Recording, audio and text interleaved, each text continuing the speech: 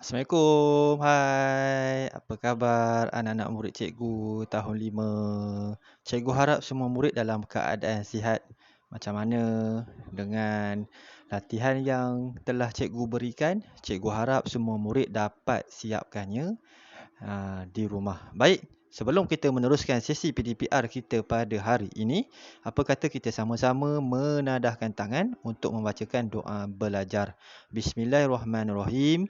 Allahumma aftah alaina hikmataka wansyur alaina min huzaini rahmatika ya arhamar rahimin. Rabbi shrah li sadri wa yassir li amri wahlul 'uqdatal min lisani yafqahu qawli. Rabbana atina fid dunya hasanah wa fil akhirati hasanah wa qina azabannar walhamdulillahi rabbil alamin. Amin. Baik. Pastikan kamu semua dah ada modul PDPR, buku teks Bahasa Melayu tahun 5 dan juga alat tulis. Okey, baik. Kita teruskan dengan Bahasa Melayu tahun 5. Di sini segalanya bermula. Baik, kita tengok.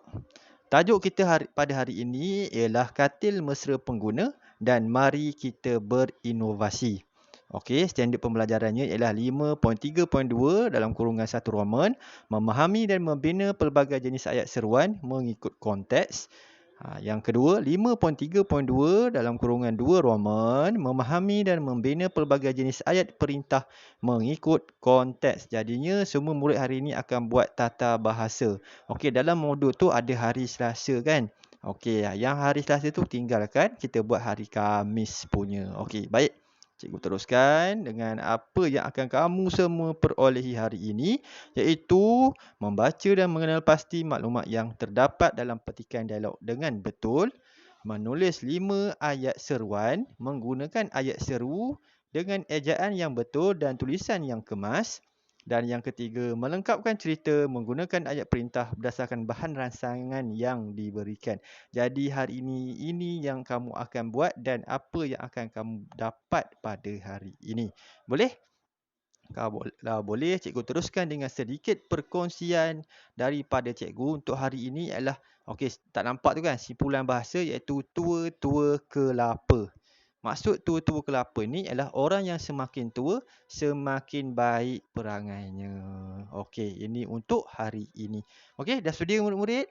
Kalau dah sedia, kita teruskan dengan tajuk yang pertama iaitu katil mesra pengguna.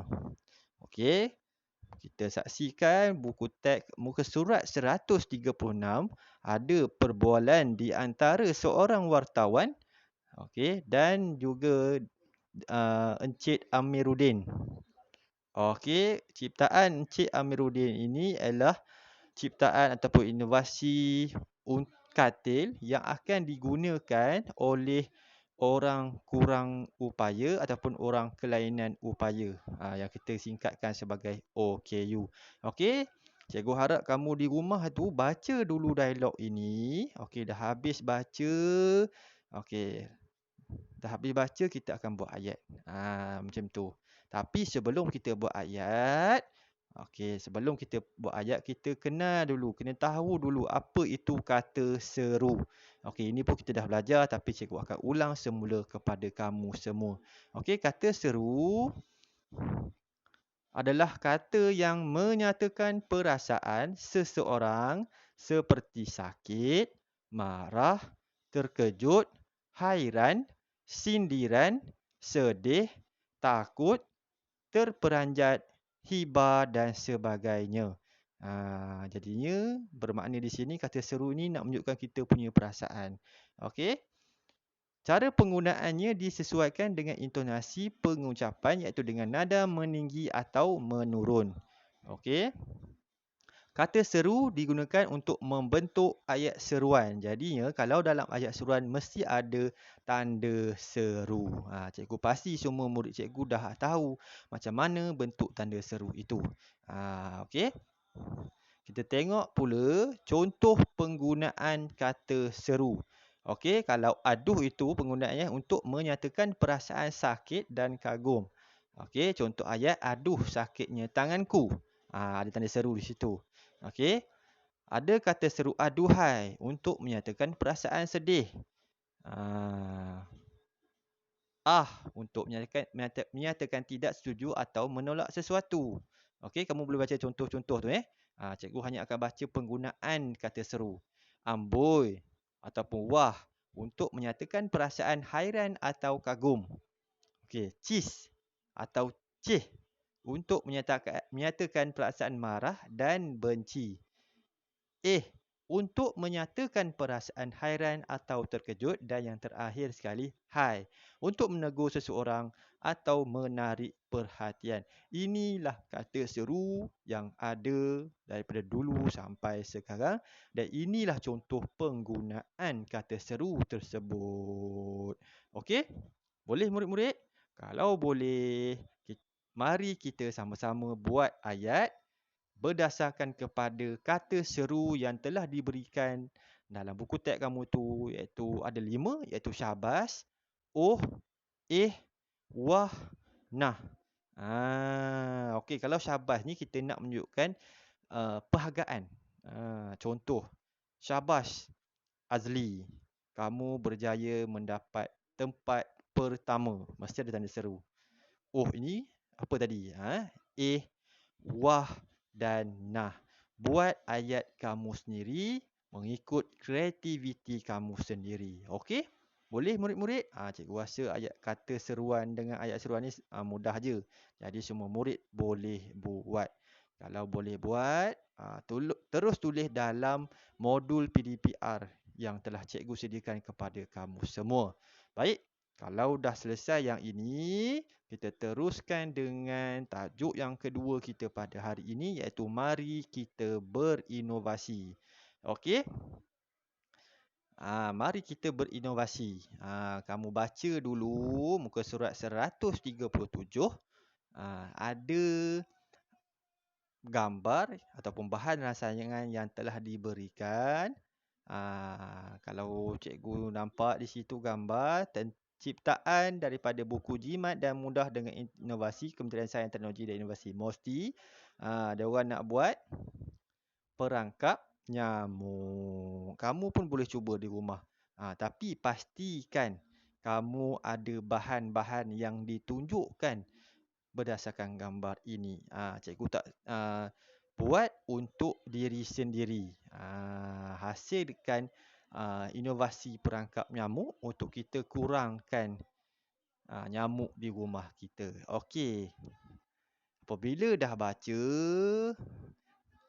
kita kenal pula kata perintah. Kata perintah ialah ayat yang diucapkan untuk tujuan menimbulkan gerak balas yang berupa tindakan. Okey, ayat perintah berfungsi sebagai ayat yang bermaksud suruhan, permintaan, silaan ataupun larangan.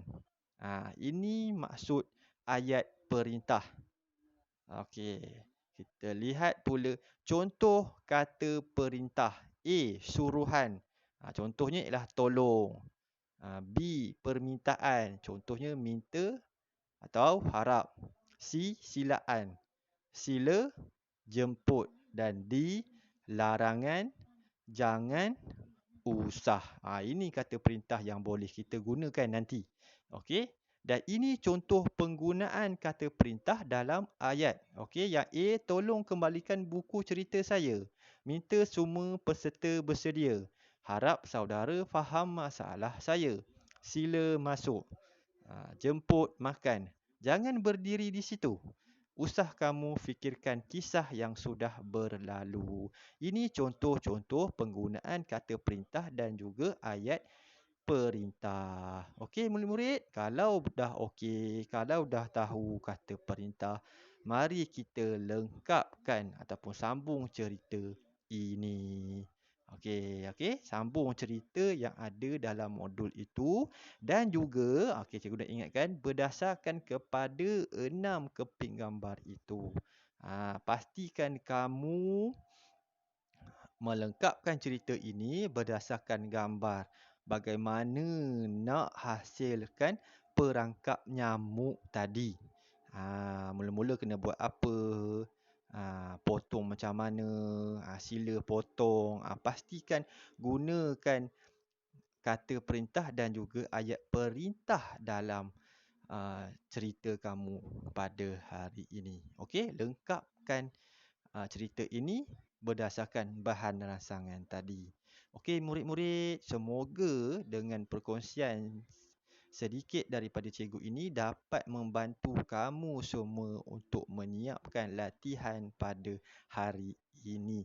Okey, cikgu nak ucapkan terima kasih kepada semua murid yang telah menonton video cikgu ini dan juga terima kasih kepada murid yang telah menyiapkan latihan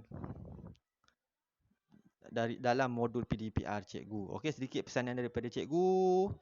Pastikan menjaga kesihatan diri, jaga kebersihan diri dan juga kawasan sekitar rumah kamu. Patuhi SOP yang telah ditetapkan. Pakai pelitup muka dan juga bersenamlah jika ada masa lapang di rumah. Okey? Cikgu harap semua murid dapat siapkan latihan ini dan kita akan berjumpa lagi di video PDPR yang seterusnya. Selamat menonton dan cikgu akhiri video cikgu dengan Assalamualaikum warahmatullahi wabarakatuh dan bye.